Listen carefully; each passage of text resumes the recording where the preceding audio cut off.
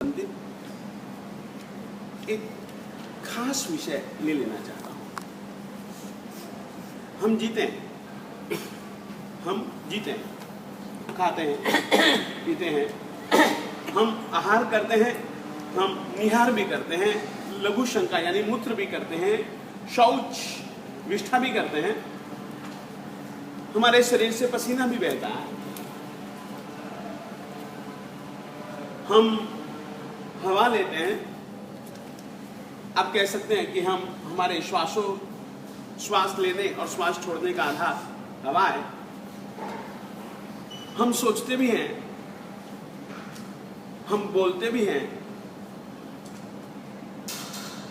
ये किस आधार पर हम करते हैं ये सब क्रियाएं? इन क्रियाओं का आधार क्या है? इन क्रियाओं का मूल क्या है? हम क्यों कर पाते हैं?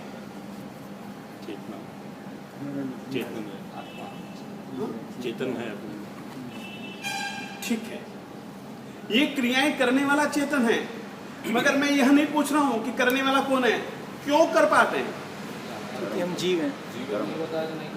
गलत बात है मां, मैं इस अपेक्षा से पूछ ही नहीं रहा हूं। हम क्यों कर पाते हैं और इस करने की शुरुआत कब से?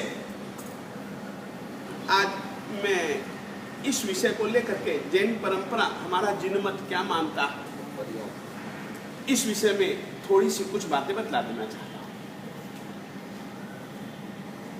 कारण है, जीव ये दो प्रकार के होते हैं, सिद्ध और संसारी।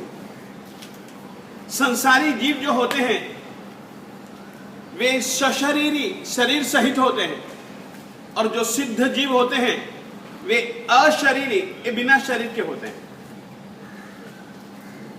श्वास लेना, श्वास छोड़ना, खाना पीना, बोलना, सोचना इत्यादि ये सब चीजें सीधे तौर पर सामान्य रूप से हमको लगता है कि ये शरीर से संबंध रखते हैं, परंतु मैं कहना चाहता हूं भले दिखें परंतु इनका आधार यदि कोई है तो वो जीव तत्व है, आत्म तत्व है। कारण, उदाहरण, मर जाता हूं, मर जाने के बाद मुंह तो होता है, नाक तो होता है, आंख तो रहती है, मगर ये देख नहीं पाता हूं। मुंह तो रहता है, ये खा नहीं पाता हूं, पी नहीं पाता हूं। आत्मा तो आधार है, मगर वो श्रीमान जी आत्मा सिद्ध के पास में भी है, वो क्यों नहीं खाती? वो क्यों नहीं पीती? वो क्यों नहीं दिखती? उसकी इंद्रियां क्यों नहीं होती हैं? उसका शरीर क्यों नहीं होता? हमारे इन सब चीजों का यदि कोई आधार है संसारी आत्माओं के लिए, हम खाते हैं, हम पीते हैं, हम श्वास लेते हैं, हम श्वास छोड़ते हैं, हम सोते हैं, हम चलते हैं, उठते हैं, बैठते हैं इत्यादि बहुत सारी हमारी जिंदगी की प्रक्रियाएं। इन सब प्रक्रियाओं का लगभग आधार यदि कोई है तो उस चीज का नाम है पर्याप्ति। उस चीज का नाम क्या है? पर्याप्ति। मैंने कापियां देखी, कापियों में से एक कमी लगभग सभी के सभी कापियों में मुझको जो अखरी वो मैं आप लोगों को कह देना चाहता हूं, और वो कोई अखरने जैसी चीज नहीं थी मुझको, मगर मैं यह कह सकता हूं कि आप लोग पढ़ते हैं तो कोशिश करें शुद्ध लिखें। मानता हूं संस्कृत के शब्द आपको नहीं आते हैं, प्राकृत के शब्द आपको नहीं आते हैं, मगर अब कोशिश करनी पड़ेगी कि उन शब्दों को सही ढंग से सुनने की, समझने की, लिखने की। कारण कि इसके बिना हम आगे नहीं बढ़ पाएंगे, इसके बिना हम आगे नहीं बढ़ पाएंगे। तो मैं कह रहा था एक शब्द है पर्याप्ति। पर्याप्ति केवल जीव ही करता है, अजीव नहीं करता है।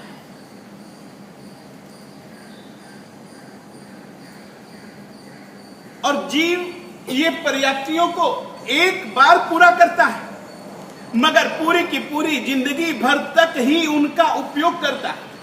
फिर से कह देना चाहता हूं, पर्याप्तियों को वह करेगा एक ही बार करेगा, मगर पूरी की पूरी जिंदगी भर के लिए वो सारी की सारी कमाई कर डालेगा। ऐसी जो शक्ति है आत्मिक शक्ति, मगर पुद्गलों की सहायता से प्राप्त होने वाली शक्ति। फिर से कहना चाहता हूं, पर्याप्ति पौद्गलिक है और पौद्गलिक शक्ति एक पूरी की पूरी जिंदगी भर के लिए जीवनोपयोगी, जिंदगी भर में जिसका तुम उपयोग कर सको ऐसी शक्ति का संचय, ऐसी शक्ति वह पर्याप्ति कहलाती है। जीवन की शुरुआत जब से जन्म है तब से नहीं, जब से तुम गर्भ में आए तब से, जब से मनुष्य गर्भ में आया तब से। तो पर्याप्ति भी जब, जैसे कि मानो कल्पना करो, मैं हूं बैठे बैठे मरा, अब मरा संसारी हूं किसी न किसी गति में, चाहे नरक, चाहे त्रियंच, चाहे मनुष्य, चाहे देव, किसी भी गति में जाऊंगा तो सही। मरने के पहले एक नियम याद रख करके चलो कि मरने के पहले व्यक्ति तब तक नहीं मरता, और मरने के पहले व्यक्ति एक काम अवश्य में करता है, मर करके मुझे कहां पैदा होना है ये निश्चित कर लेता है, और वहां कितना जीना है वो निश्चित कर लेता है। और जीने के लिए शक्ति पर्याप्ति कहलाती है, और जीने की शक्ति का संग्रह व्यक्ति उसी समय करता है कि जैसे कि मैं यहां से मरा, कल्पना कीजिए मैं यहां से मरा और मुझको नरक गति में पैदा होना है। कल्पना कीजिएगा यहां से मरा, मैं यहां से वहां पहुंच जाऊंगा, और वहां पर पहुंचते ही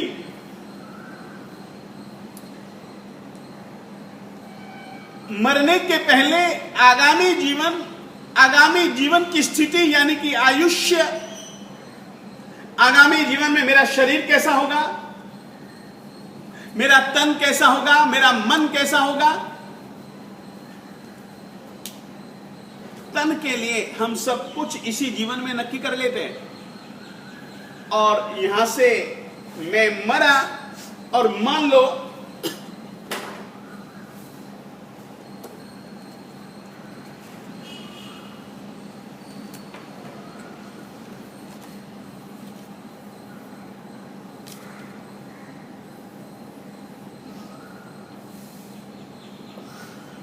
ये धर्म धुरंधर है, और मैंने यहां पर प्राण छोड़े हैं, और मैंने मरने के पहले नक्की कर लिया था कि मैं इस बिंदु जैसी जगह पर पैदा होने वाला हूं। तो यहां से मरा मैं और सीधा यहां आया, सीधा ही समझो, बिल्कुल सीधा समझो, ये मेरी रेखा टेढ़ी हो गई, ये सीधा यहां आया। यहां आकर के सबसे पहले मेरा काम यही रहेगा कि मुझको यहां के जीवन में जीने के लिए जो जो कुछ भी चीजें चाहिए, मूलभूत, वो सारी की सारी सामग्री मैं इकट्ठी कर डालूं। सबसे पहले जीवन लेने वाला, नया जीवन लेने वाला, पुराना जीवन छोड़ करके नया जीवन लेने वाला आत्मा सबसे पहले यही काम करता है कि ये जब तक जीऊंगा ना तब तक के लिए जो भी सामग्री चाहिए उस सामग्री, अरे यार तुम यहां से निकलते हो या तुम पैसा कमाते हो या अनाज कमाते हो, पैसा कमा लिया अनाज मिल जाएगा, पैसा कमा लिया मकान मिल जाएगा, पैसा कमा लिया दवाई मिल जाएगी। मूल चीज तो पैसा है ना। तो वो एक प्रकार से यहां से मरने के बाद यहां पर पैदा होते ही वो जिंदगी जीने के लिए जो जो चीजें चाहिए वो सब चीजें इकट्ठी कर लेता है। और वो चीजें मानव के लिए, मैं तुमको कह रहा हूं, मानव के लिए वो 6 चीजें हैं। कितनी चीजें हैं? 6 चीजें। लिखिएगा, उन 6 वस्तुओं का नाम लिखिएगा। आहार, आहार पर्याप्ति, आहार, आहार, यहां पर लिख लीजिएगा पहले पर्याप्ति। पर्याप्तियां 6 होती हैं। पर्याप्ति का अर्थ लिख लिया, जीवन जीने के लिए उपयोगी, जीवन जीने के लिए उपयोगी,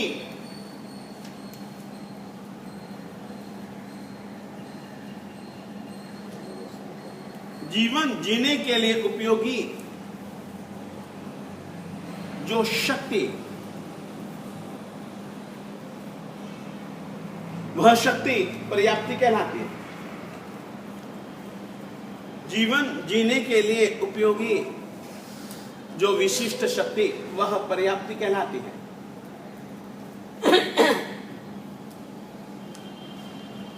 पर्याप्ति पौद्गलिक होती है। पौद्गलिक यानी कि पुद्गलों का संग्रह, पुद्गलों से बनी हुई होती है। पर्याप्ति पौद्गलिक होती है।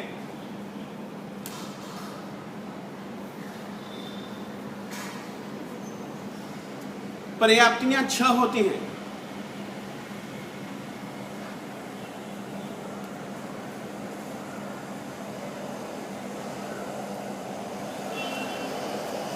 नंबर 1 आहार पर्याप्ति,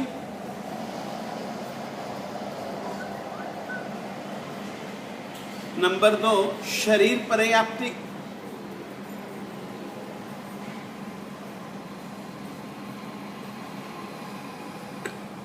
नंबर 3 इंद्रिय पर्याप्ति,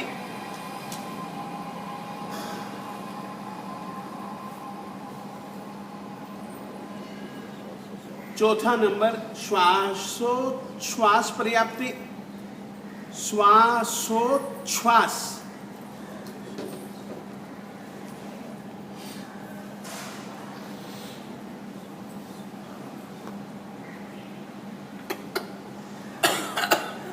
श्वासोच्छ्वास पर्याप्ति। नंबर 5 भाषा पर्याप्ति,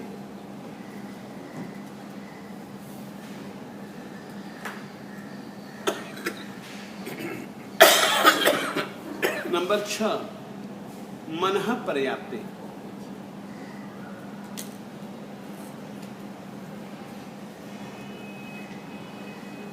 आप क्या हैं? कुल मिलाकर के इन 6 चीजों से अतिरिक्त आप क्या चीज हैं? आपके पास है क्या? आप कहिए।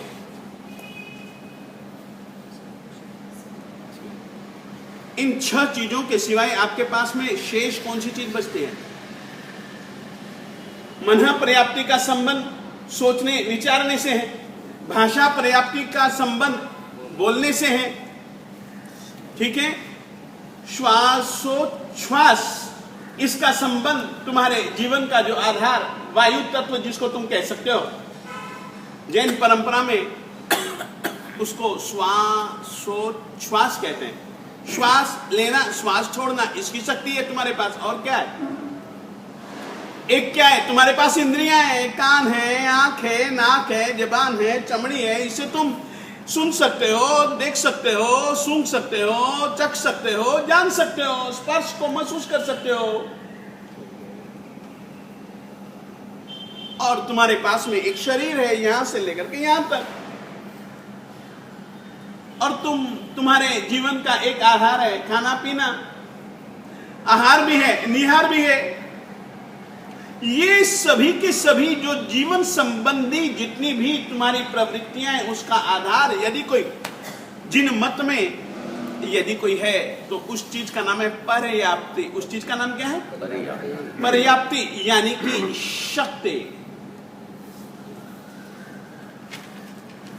अब मैं आप लोगों से पूछना चाहता हूं, मोबाइल तो लगभग आज की तारीख की एक आवश्यकता है। मोबाइल कब चलता है? जब पहले उसमें रुपए भरे हुए हो तो।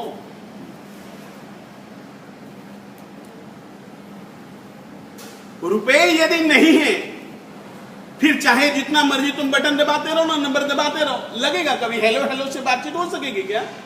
घंटियां बज सकेंगी क्या? नहीं। समझो, इस समय तुम जो भाषा बोल रहे हो, इस समय जो तुम सोच रहे हो, इस समय जो तुम खा पी रहे हो, इस समय जो तुम्हारा नाड़ी तंत्र खाए पिए वस्तु को जो 7 धातुओं के रूप में रस, अश्रिक, मांस, मेद, अस्थि, मज्जा और शुक्र, इन 7 धातुओं के रूप में जो परिवर्तित कर रहा है, ये सब करने के लिए तुमने ये 6 चीजें इकट्ठी की थी और वो उसका उपयोग अब जब तक हम मरेगा नहीं तब तक करता रहे। तो पर्याप्ति का संबंध गर्भकाल से, और गर्भकाल यानी कि बिल्कुल प्रथम समय से लेकर के जब तक मैं मरूंगा नहीं ना, तब तक के लिए इन पर्याप्तियों का संबंध है। अब फिर समझो, इन पर्याप्तियों को जीव शुरुआत कैसे करता है? इसके लिए हमारा जिनमत बहुत स्पष्ट है। सभी जीवों को 6 ही पर्याप्तियां प्राप्त नहीं होती। एकेंद्रिय जीवों के लिए बेंद्रिय, तेंद्रिय, चौरेंद्रिय, पंचेंद्रिय, पंचेंद्रियों में भी असंगी, त्रियंच पंचेंद्रिय, संगी, त्रियंच पंचेंद्रिय, असंगी, मनुष्य, संगी, मनुष्य, इनके लिए पर्याप्तियों की व्यवस्था जुदा है।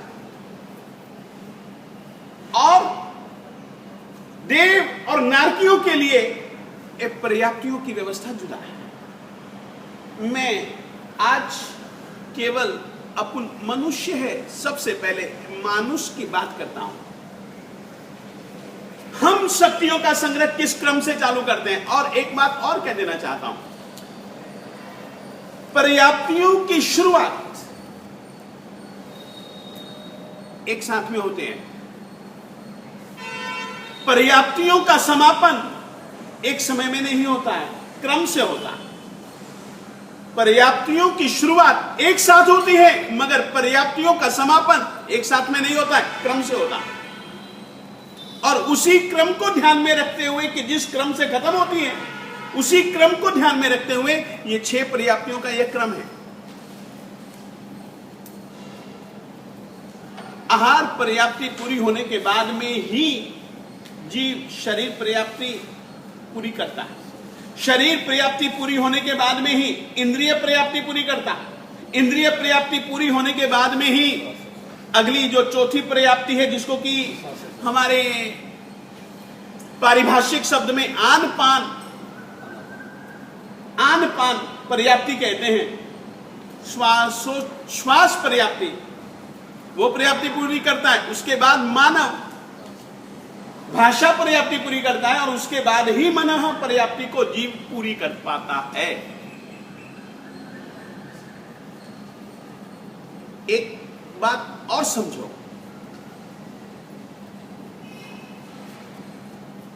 कभी कभी कोई जीव, आज की तारीख की व्यवस्था के हिसाब से तुमको मैं कहना चाहता हूं, एक शब्द तुमने सुना होगा, भ्रूण हत्या, गर्भपात। गर्भपात का मतलब क्या होता है? भ्रूण हत्या का मतलब क्या होता है? बच्चा जन्मने वाला था, मुझे पसंद नहीं, एक डॉक्टर के पास में गया, जो जीने वाला था उसके जीवन को मैंने खत्म कर डाला।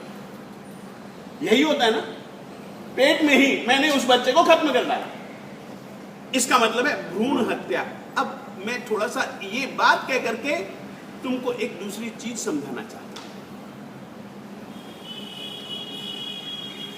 जीवनी शक्ति पर्याप्ति यानी कि जीवनी शक्ति, ये जीवनी शक्ति के विषय में कुछ सच्चाइयां समझ करके चलो। जरूरी नहीं है कि हर जीव जो जन्माए गर्भ में आया ही है, हो सकता है जन्म लेने के पहले मर जाए।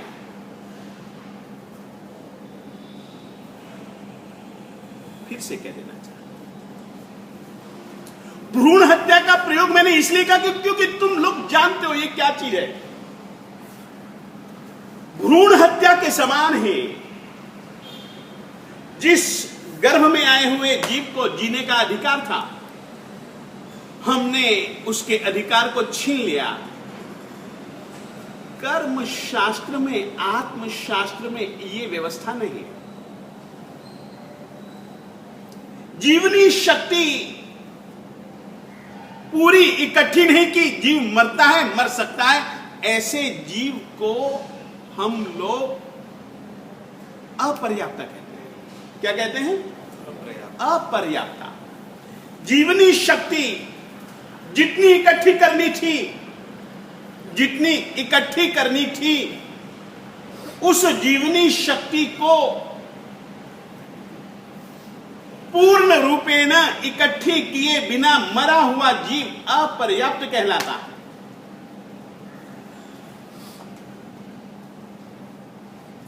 और उस जीवनी शक्ति को पूर्ण करने वाला जीव पर्याप्ता कहलाता है।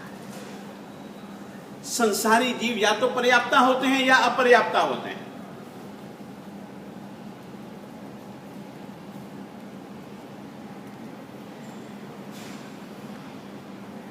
अब थोड़ा सा आगे बढ़ते हैं। पर्याप्तियों शक्ति संग्रह, जीवन भर के लिए शक्ति संग्रह का क्रम किस तरीके से? ये मरा, यहां पैदा हुआ, यहां पर पैदा होते ही मैं क्या करूंगा? सबसे पहले ये एक योनि है, कल्पना करो, ये एक योनि है, ये एक योनि है। योनि स्थान पर पैदा होते ही मैं एक काम करूंगा, क्योंकि मैं मनुष्य हूं, तो मैं किसी न किसी स्त्री की योनि से ही पैदा होऊंगा। तो योनि स्थान पर जाते ही मैं सबसे पहले क्या करूंगा? वहां पर जो मेरे शरीर आदि के योग्य जितने भी उद्गल होंगे उनका आहार करूंगा। सबसे पहले जीव क्या करता है? आहार करता है। और आहार भी किसका करता है? जीवन जीने के लिए जिन चीजों का मैंने उपयोग करना है, उन सभी के सभी पौद्गलिक अंशों का मैं आहार करूंगा। क्या करूंगा? आहार करूंगा। और वो आहार केवल एक समय में हो जाएगा। 3 शब्द समझ करके चलो, पर्याप्तियों को समझने के लिए 3 शब्द हैं। समयवाची 3 शब्दों का प्रयोग लिख लीजिएगा। एक तो समय, एक मुहूर्त और एक अंतर्मुहूर्त।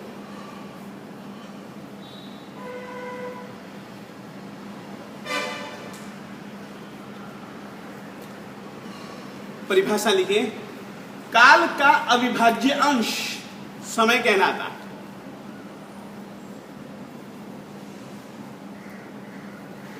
काल का अविभाज्य अंश एक समय कहलाता है।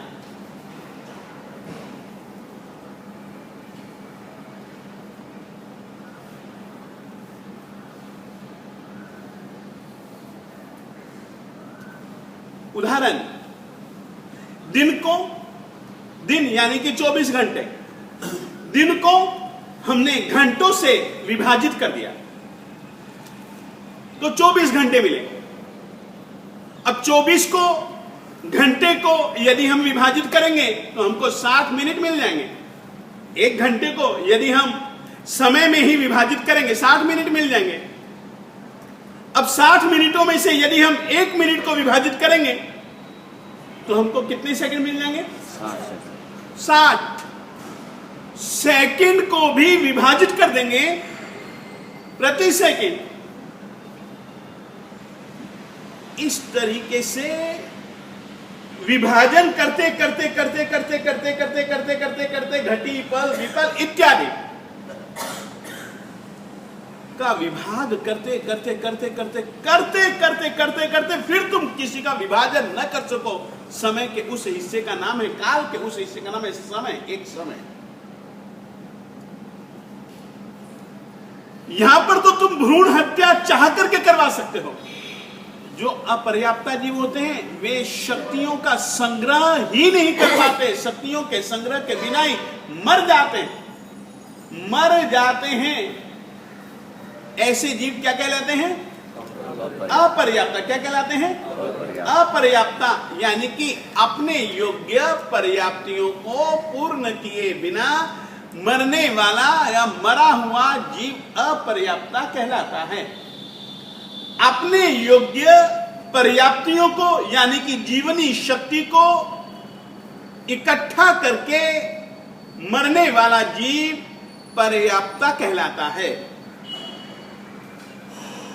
सभी संसारी जीवों को जिन मत में दो विभागों में विभक्त किया है, कुछ जीव पर्याप्ता होते हैं, कुछ जीव अपर्याप्ता होते हैं।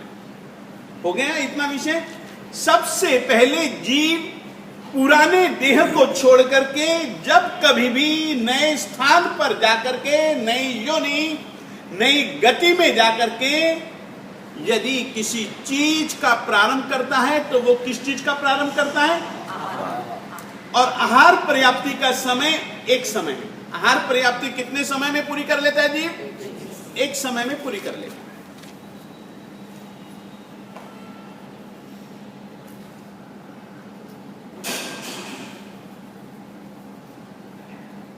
अब अपन थोड़ा सा आगे बढ़े, उससे पहले एक बात कह देना चाहते हैं।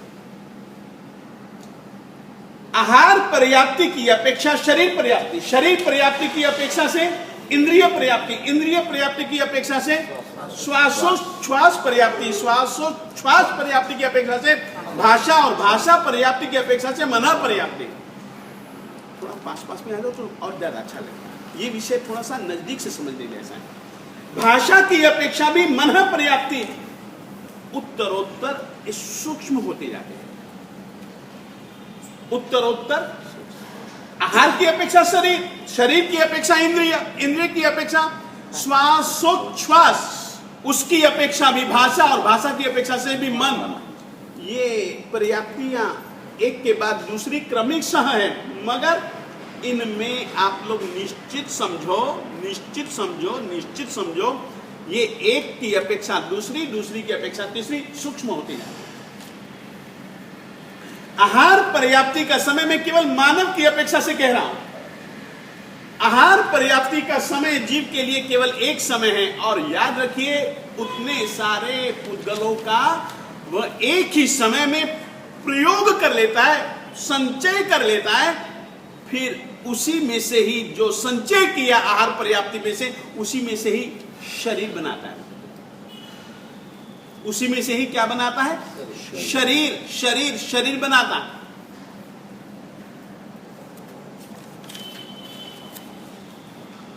यूं समझो मेरे देवताओं, मुझे मकान बनाना है।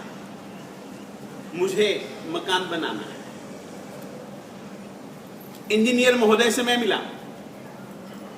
और इंजीनियर महोदय को मैंने कहा कि इतनी इतनी जगह है, तू जरा देख ले, और बहुत शानदार आलीशान मुझको मकान बनाना है। बड़ा आलीशान मकान है, मुझको बहुत आलीशान मकान बनाना है। और देख आज की तारीख में मेरे पास पैसे हैं, क्या चीज कितनी कितनी लगेगी तू मुझको आज बता दे। आज तो मेरे पास रुपए हैं, मैं उड़ा दूंगा, तू बता दे। फिर बार बार मुझको चिक अच्छे नहीं लगते हैं, जितनी चाहिए तू बता दे, फिर दूसरी बार आना मत मेरे पास मांगने के लिए। उसने मुझको लिख कर दे दिया। बहुत अच्छा इंजीनियर था।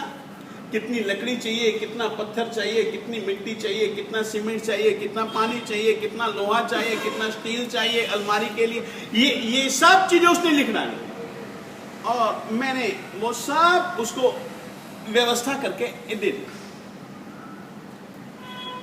अब इंजीनियर महोदय क्या करेंगे?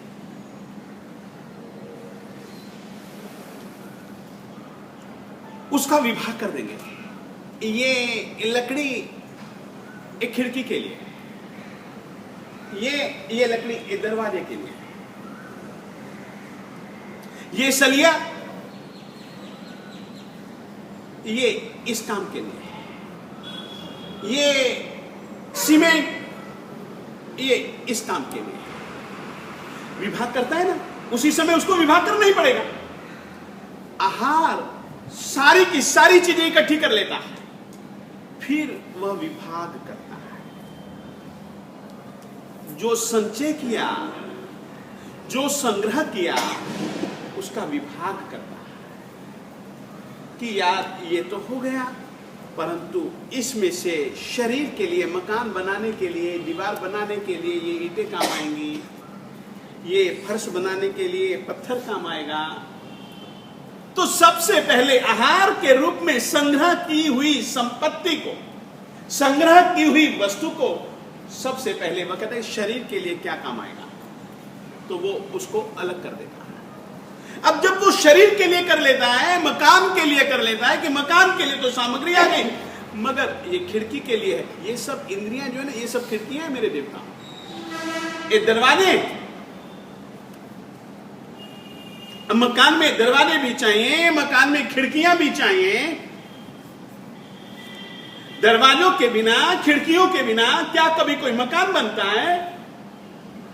पत्थर भी चाहिए, मिट्टी भी चाहिए, सीमेंट भी चाहिए, ईंट भी चाहिए, गारा भी चाहिए, बजरी भी चाहिए, न जाने कितने सारे पदार्थ चाहिए, लोहा भी चाहिए, सलिया भी चाहिए, और उसके भी रूप जुदा जुदा होते हैं ना।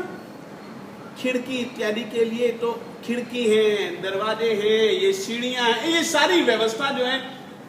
आहार, शरीर, पूरे का नाम शरीर है, आंख का नाम शरीर नहीं है। आंख का एक छोटा, आंख शरीर का एक छोटा सा हिस्सा है, कान शरीर का एक छोटा सा हिस्सा है, नाक शरीर का एक छोटा सा हिस्सा है। तो आहार शरीर, शरीर के लिए जुदा कर देने के बाद में से वो क्या करता है, इंद्रियों के लिए फिर काम करना चालू कर देना कि इंद्रियों में मैं किस किस चीज का उपयोग करूंगा। जैसे इंजीनियर महोदय करते हैं कि भैया ये चीज इस काम के लिए है, ये चीज इस काम के लिए। आहार, शरीर, इंद्रिय, फिर भैया ऐसे ही श्वासोच्छ्वास, ऐसे ही भाषा, ऐसे ही मन। शरीर किससे बनता है? कुदगलों से बनता है। आहार के लिए पदार्थ कौन सा होता है? कुदगल होता है। इसीलिए हमने ये कहा पर्याप्ति जो है वो पौद्गलिक है। पर्याप्ति कैसी है? जीवनोपयोगी शक्ति है, आत्मा इसका संग्रह करता है, इसके बिना जी नहीं सकता है, जिंदगी भर तक इसी चीज का उसको उपयोग करना है। दूसरी बार के लिए मैंने मना कर दिया कि यार दूसरी बार बार बार की खचखच नहीं चाहिए, मेरा धंधा बहुत है, एक बार ये बनाना है बना डाल, बस जो चीज ले रहे काम खत्म कर यार, तुम बार बार की मुझको नहीं चाहिए मता बच्ची तेरी, अगर फिर चाहिए हो तो फिर नहीं मिलेगा तुझको। ये एक व्यवस्था मैंने की है, पहले से वचनबद्ध किया है उसको। पर्याप्ति जीने के लिए सभी शक्तियों का संग्रह करता है आत्मा एक शक्ति विशेष से, और वो शक्ति का नाम है पौद्गलिक शक्ति, उसी का नाम है पर्याप्ति। मेरे देवताओं, विषय समझ में आया कि नहीं आया? मेरे ख्याल से पूरा विषय समझ में नहीं आया है, थोड़ा सा कुछ बाकी है। नहीं आपको हाँ आता है तो हाँ, नहीं आता ना मैं और समझाऊंगा। अरे यार 10 बार समझाऊंगा, मगर यदि आपने कह दिया हाँ समझ गए, यदि फिर मैंने पूछा और नहीं बताओगे तो फिर मैं तुम्हारा कान पकड़ सकता हूं यार, उस समय तुमने हाँ क्यों कह दिया। मैं आज केवल 3 पर्याप्तियां बतलाता हूं, 6 नहीं बतलाता हूं। 6 बतलाने इसलिए जरूरी थी कि कुल 6 है। अब ये कैसे बनती है ये हम तुमको बतलाते हैं। जाते ही जिस जगह आदमी ने, यानी कि मैंने पैदा होना है, मान लो मैंने मनुष्य गति में ही जन्म लेना है, तो मनुष्य गति में जाऊंगा, किसी स्त्री की योनि में जाऊंगा, ये तो बात पक्की है। स्त्री की योनि के बिना जन्म नहीं है मानव का। स्त्री की योनि में गया और योनि में जाते ही सबसे पहले मेरा काम यही रहेगा कि वहां पर जो फैले हुए आहार के योग्य जो पुद्गल होंगे उनको मैं ग्रहण करता हूं। उसका नाम है आहार पर्याप्ति। लिखिए आहार पर्याप्ति की व्याख्या। पुराने शरीर को छोड़कर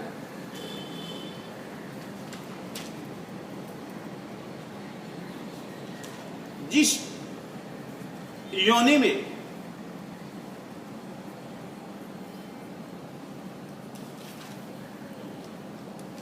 जीव को पैदा होना है,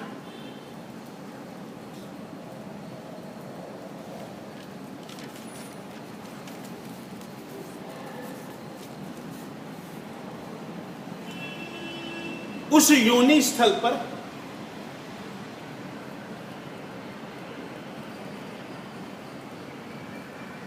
जाते ही जीव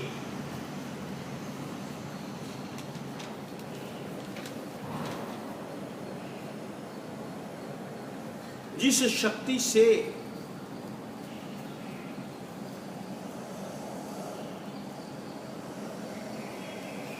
आहार के योग्य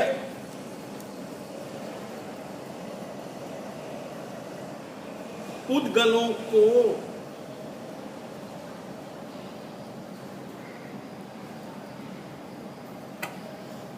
इकट्ठा करे,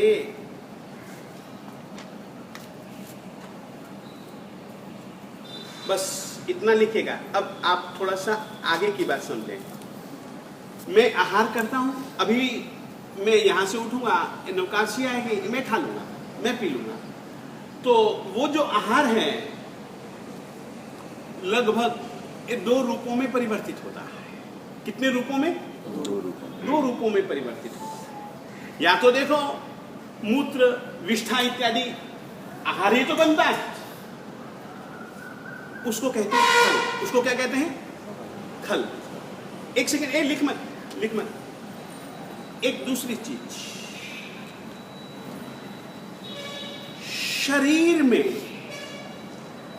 शरीर धर्म धुरंधर का होता है, किसी का हो, मानव हूं तो मेरा जो शरीर है यहां से लेकर के यहां तक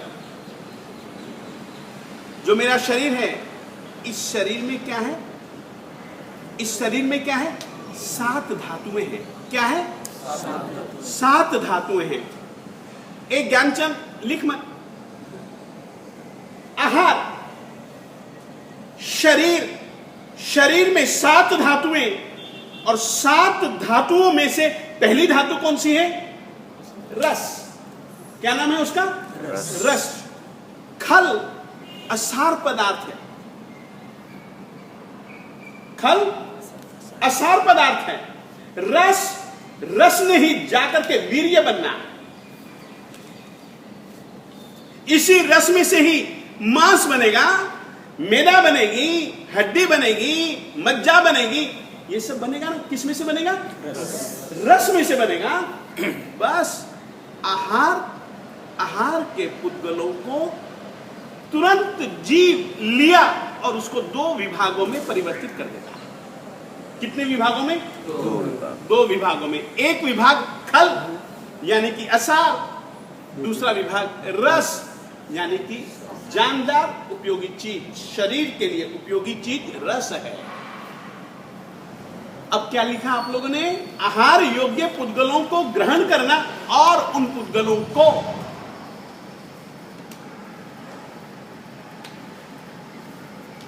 खल और रस के रूप में,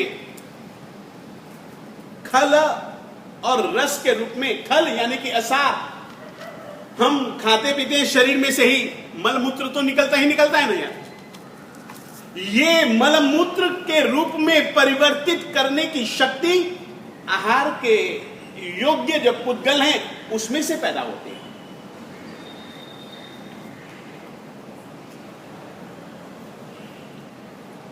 और उन पुद्गलों को खल और रस के रूप में परिवर्तित कर देने की शक्ति का नाम आहार पर्याप्ति है।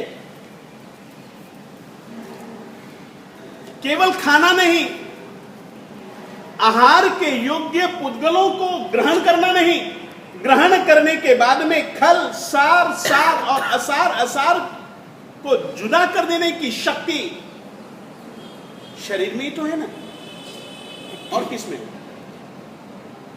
शरीर में। बस आहार के योग्य पुद्गलों को ही हम खल और रस के रूप में परिवर्तित कर देते हैं। इसका नाम है आहार पर्याप्ति। समझ गए? इतना समझ गए? आज का विषय में इतना ही देना चाहूंगा। मैं आगे का विषय आज देना पसंद नहीं करूंगा। बस जो समझाया वो समझ गए ना। इसमें से अगर आपको कुछ भी पूछना है आप पूछ सकते हैं, कुछ भी पूछना चाहें पर्याप्तियों के संदर्भ में, और विशेष करके आहार पर्याप्ति तक कई पाठ मैंने दिया है आप लोगों को। इससे आगे आपको कुछ याद करने की जरूरत ही नहीं है, समझने की कोई जरूरत नहीं है, लिखने की भी कोई जरूरत नहीं है। आगे की पर्याप्तियों का क्रम मैं आपको कल दूंगा, ताकि जैन मत, जिन मत में एक नए जीवन की शुरुआत, जिसको कि हम जन्म कहते हैं, वो कैसे होती है, किस क्रम से होती है, और जिंदगी भर तक आदमी जीने के लिए कब कैसे चीज का संग्रह करता है, वो आज से मैंने थोड़ी सी बतलाने की चेष्टा की है। और आज का ये समय सुबह सुबह का समय था, तो मैंने कहा ये विषय थोड़ा सा भारी है, इसलिए मैंने 6 पर्याप्तियों का विषय तैयार करके आया था समझाने के लिए, मगर आज सोचता हूं आहार पर्याप्ति पर्याप्त है, आज इतना ही। अब किसी को इस विषय में किसी को कुछ भी सवाल पूछना हो पूछ सकता है। समय આ ભાવમાંથી દૂસરા ભાવમાં જાણી શકાય उस समय वो क्षेत्र के अंदर उत्पन्न होना है, वो किस कारण से होता? देखिएगा, एक 8 कर्म है और शिखर विजय। ध्यान से सुनो, बहुत महत्वपूर्ण सवाल है।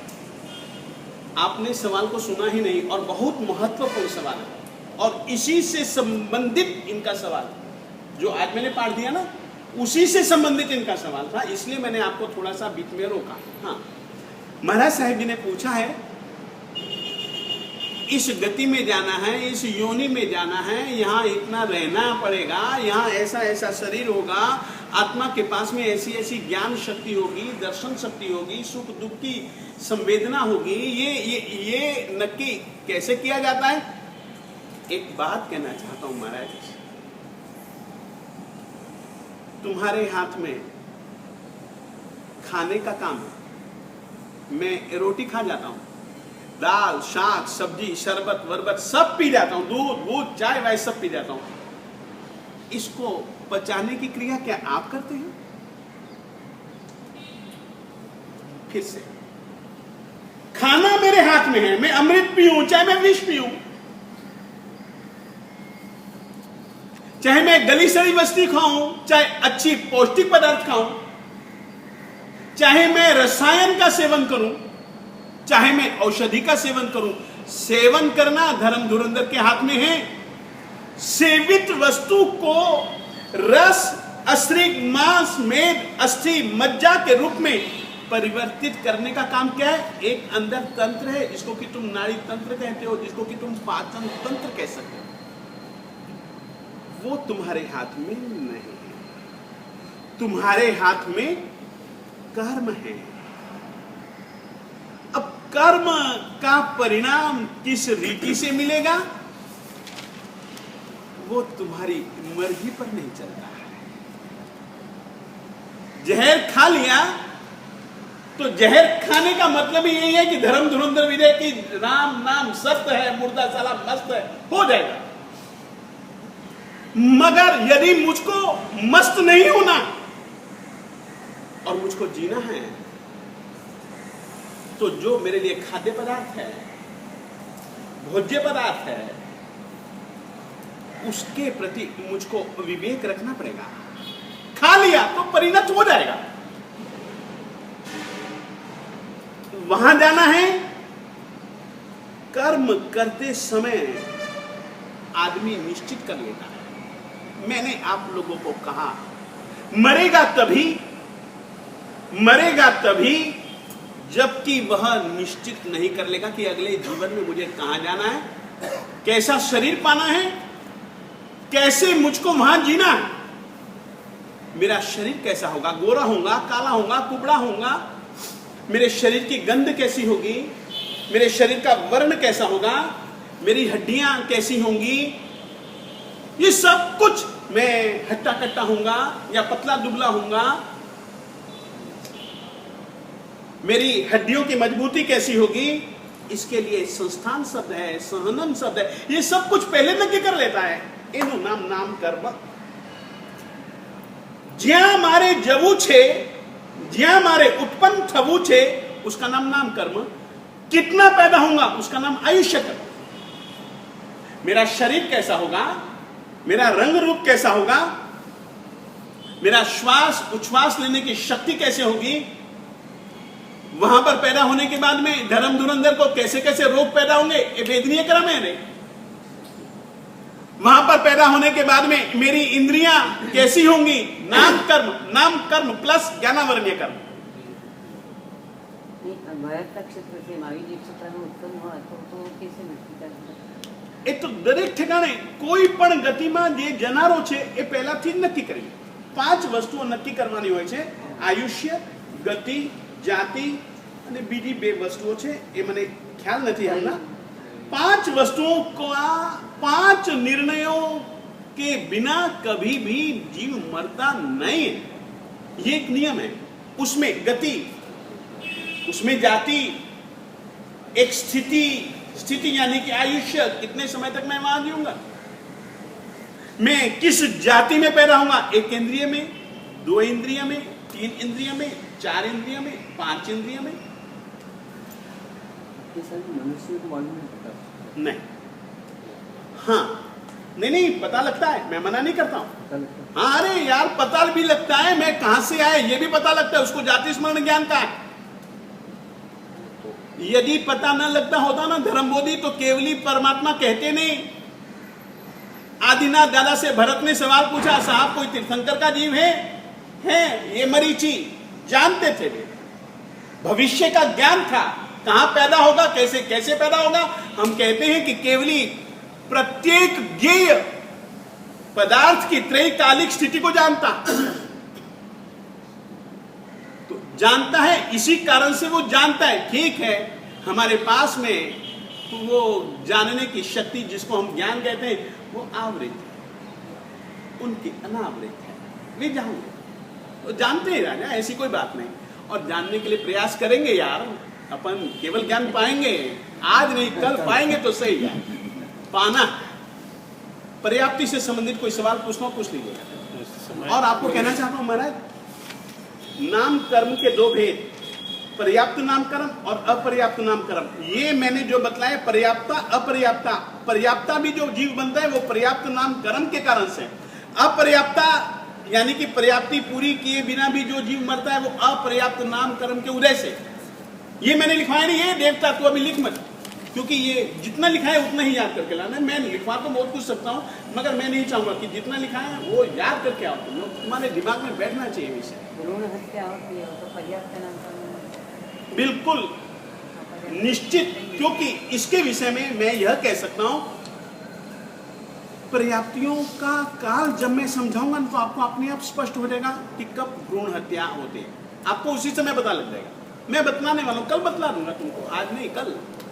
इसमें से कुछ पूछना हो तो पूछिए। समय आपने कहा, समय का भी बात, मुहूर्त और अंत मुहूर्त की डिफाइन लिखिए।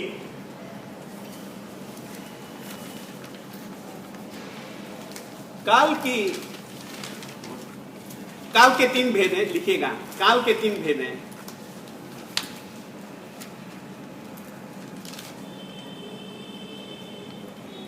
जघन्य काल, जघन्य कम से कम काल एक समय प्रमाण, ये समय का परिमाण, जघन्य एक समय। वो क्या होगा, काल का अविभाज्य हिस्सा।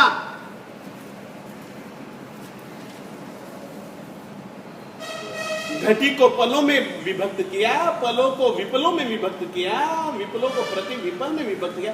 ये अभी तो क्रम चल रहा है विभाग का।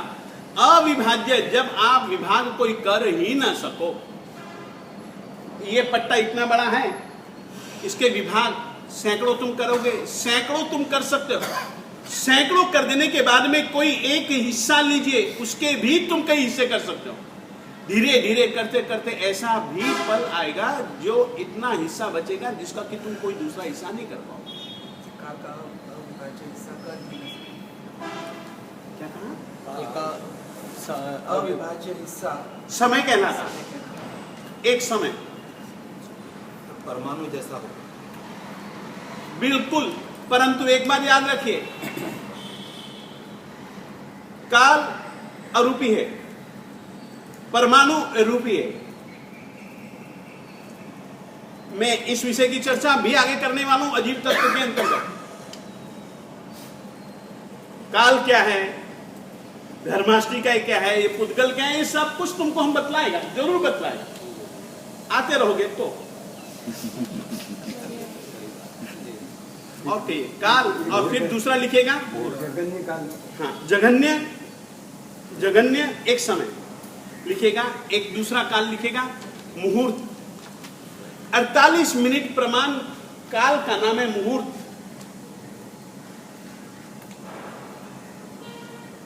क्योंकि ये पर्याप्तियों में 3 चीजें आएंगी, समय, मुहूर्त और अंतर मुहूर्त। मैं वही चीजें तुमको लिखवा रहा हूं। काल का अविभाज्य हिस्सा समय, जो कि एक समय प्रमाण हो गया, मुहूर्त 48 मिनट प्रमाण समय का नाम है मुहूर्त। अब अंतर मुहूर्त शब्द बार बार आएगा, कल के विषय में अंतर मुहूर्त शब्द बार बार आएगा। अंतर मुहूर्त की परिभाषा लिखिएगा, 2 समय से लेकर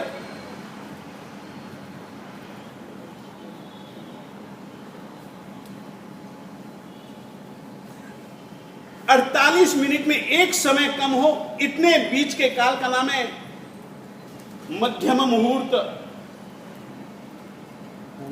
अंतर मुहूर्त, मिच्छा में निकलम, अंतर मुहूर्त।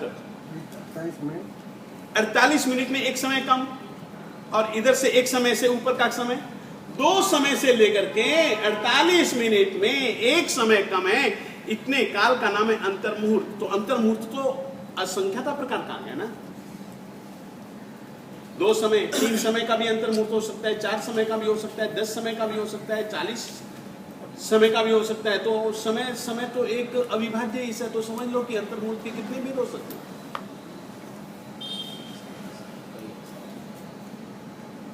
मुहूर्त का एक निश्चित काल है, समय का एक निश्चित काल है, अंतर मुहूर्त अनिश्चित कालीन। और कहिए, और पूछिए, बहुत अच्छा सवाल। जब जीव कोई योनि में आता है, एक सेकंड ठहर जाते हैं। जब जीव कोई योनि में आता है और आहार लेता है, उसमें से 6 पर्याप्तियां बनती हैं। आहार पर्याप्तियों के साथ में 6 पर्याप्तियां होती हैं। हाँ, और आहार पर्याप्ति में से 6 पर्याप्तियां नहीं होती हैं। उस जो जब वो ग्रहण करता है उसमें से 6 पर्याप्ति, बिल्कुल जी, बिल्कुल जी। और उसमें से जो आहार पर्याप्ति होती है उसमें से ये खल और रस बनते हैं, और उस रस में से ये शरीर बनता है। शरीर। 6 चीजें जो मज्जा और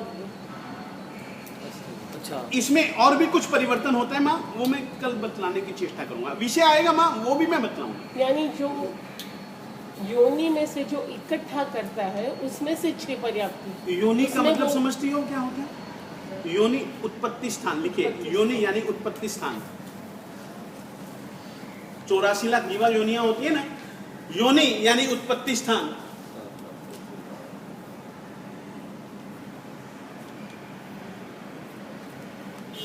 और कहीं गुरुजी, असमय मृत्यु हो जाए, हाँ, असमय अगर मृत्यु हो जाए, असमय यदि मृत्यु हो जाए तो एक्सीडेंट्स हो जाए या कुछ भी हो जाए, तो जो पर्याप्ति इकट्ठी की भी है वो रह जाती है कि ऐसा नहीं होता? अरे मनीष, अरे यार उसकी मृत्यु ही ऐसे लिखी हुई थी। तुम्हारे असमय कहने से क्या होता है, लिखा हुआ ही वैसा था यार, वैसे ही हो गई। तुम्हारे लिए वह असमय है, अकाल है। जो जब निश्चित है तो वो काल ही है, उसी समय होनी थी, वही होनी थी, उसी ढंग से होनी थी। ये जैन परंपरा इस तरीके से मानती है। और यह विषय अकाल मृत्यु का हम जिस समय आयुष्य कर्म के विषय में तुमको बतलाएंगे, आयुष्य कर्म का पुण्य प्रकृति पाप प्रकृति जब हम बतलाएंगे तो उसमें आयुष्य कर्म आएगा, आने वाला है, ये विषय आने वाला है। उस समय हम अकाल मृत्यु क्या है और मर करके कहाँ कहाँ जीव जाता है, कैसे जाता है, वो सब बतलाएंगे यार। आज आपने जो भ्रूण हत्या का बताया उसमें पर्याप्त जीव होता है, अपर्याप्त? पर्याप्त जीव की ही भ्रूण हत्या होते हैं। वो वैसे मैं कल आप लोगों को बतला देने वाला हूँ। साध्वी जी महाराज साहब जी ने यही सवाल पूछा था और इस विषय में मैं कल बतला ही देने वाला हूँ, क्योंकि पैदा होते 6 पर्याप्त हो जाते तो फिर अपर्याप्त कैसे होते? हाँ, एक समय में एक सेकंड हमेशा याद रखिए, मैंने आज ही बतलाया है तो मैं मनुष्य की अपेक्षा से कह रहा हूँ। एक इंद्रिय जीवों के लिए द्विंद्रिय, त्रिंद्रिय, चौरिंद्रिय, और मैंने इसी में तुमको बतलाया था असंगी त्रियंच पंचेंद्रिय, संगी त्रियंच पंचेंद्रिय, असंगी मनुष्य, संगी मनुष्य। फिर मैंने तुमको बताया था देव और नारकियों के लिए अलग व्यवस्था है। शुरुआत एक समय में होती है, मैंने यह भी कहा था, समापन एक समय में नहीं होता है, मैं बीच में कह चुका हूं। और कहिए, और सवाल पूछिए। मनुष्य तो योनि में से आहार ग्रहण करता है, देवता और नारकी जी? देखिए, उत्पत्ति स्थान का नाम है योनि, उत्पत्ति स्थान का नाम है योनि। देवता लोगों के लिए जहां उनकी उत्पत्ति यानी कि जहां उनका जन्म होता है वहां एक शैया होती है, और उस शैया को कहते हैं हम उपपात। क्या कहते हैं? उपपात। इसीलिए देवताओं का जो जन्म कहलाता है औपपातिक जन्म कहलाता है। तो उस जगह पर जहां पर वो पैदा हुआ तो उस शैया पर जो वैक्रिय वर्गना के पुद्गल जो वहां पर बिखरे हुए थे उसको वो खाना है, वो उसके आहार पर है। और कहिए, और पूछिए। साहब आपने एक मुहूर्त का 48 मिनट बताया। हाँ, ये 48 का भाई क्यों 48 ही? हमारे मालिक ने कहा है इसीलिए 48 समझ शिखर। हम 50 नहीं कर सकते, हम 47 भी नहीं कर सकते, क्योंकि हम जिन मत, मैंने क्या कहा, जिन मत में, तो जिन मत में यह है, मैं ये कह सकता हूं। और कहिए, ठीक, इतना रखें। फिर भी अभी भी मैं 2 मिनट तुम लोगों को लिए और निकाल सकता हूं, 5 मिनट निकाल सकता हूं आज के विषय को, फिर मैं कल शायद न दोहराऊं, क्योंकि अपन लोगों को आगे बढ़ना है। कुछ भी पूछना हो, आज केवल आहार पर्याप्ति के संबंध में मैंने बताया है, बाकी की पर्याप्ति के नाम ठाम सब भूल जाओ। आहार, आहार योग्य पुद्गल, खल और रस, बस। और कैसे जीव चालू करता है वो मैंने तुमको बतलाया है। इकट्ठे चालू करता है, पूरा इकट्ठे नहीं करता है, समापन क्रम से करता है। और क्रम देव नारकी के लिए जुदा है, मानव के लिए जुदा, मानव और त्रियंश के लिए जुदा। मैंने देख लिया सर कि अगर टाइम हो तो जो 6 रस बनते हैं ना, खल और रस में, वो 6 में मज्जा और हड्डी, उसमें फर्क आप थोड़ा बता दो। माता, ये विषय जो है ना शरीर शास्त्र का, मैं इतना कह सकता हूं, मज्जा अलग चीज है, मेद अलग चीज है, हड्डियों को तो मैं जानता हूं क्या होता है। ये जो है ना, ये त्वचा, ये त्वचा, इसका नाम है त्वचा, चमड़ी। त्वचा यानी कि चमड़ी, चमड़ी में ही मेद जो होता है, जो मैंने सुना है, मैं पक्का नहीं जानता हूं, मज्जा और मेद ये अलग अलग तरीके के सफेद पदार्थ होते हैं। जैसे मांस सफेद होता है, मेद, मज्जा एक अलग अलग चीजें होती हैं। और एक बात तुमको और कह देना चाहता हूं, क्योंकि मैंने आर्यभीषक देखा है। आर्यभीषक एक बहुत अच्छा ग्रंथ है, विशेष करके भारतीय साहित्य में आर्यभीषक वैद्यकीय ग्रंथों में से एक श्रेष्ठ ग्रंथ माना जाता है। मैंने वो देखा, उसमें उसको पढ़ते हुए माँ, मैंने मज्जा क्या है, मेद क्या है, ये पढ़ा था, मगर इस समय मुझे बिल्कुल ध्यान में नहीं। रस में से खून कैसे बनता है, खून में से मांस, मांस में से मेद, मेद में से अस्थि, अस्थि में से मज्जा। ये भी एक क्रम जो दिया है ना आयुर्वेद के आचार्यों ने, बिल्कुल सही क्रम दिया। एक में से दूसरी, दूसरी में से तीसरी, तीसरी में से चौथी, चौथी में से पांचवी, पांचवी में से छठी, छठी में से सातवीं चीज बनती है। ठीक, आज इतना रखें।